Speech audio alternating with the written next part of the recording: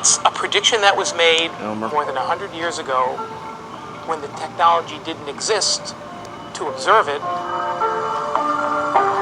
Matt, this is from upstairs at my office. At the center of the Milky Way galaxy, we know that there is a supermassive black hole, the equivalent mass of 4 million As you suns. can see on that stuff The right gravity there. of the black hole is so powerful This is the rain I'm talking that about. it can accelerate things, stars, strange. dust, planets, While to the such a sun is high out. speed. Alrighty. In the case of this star S2, it was traveling at 2.7%. Just want to let you know.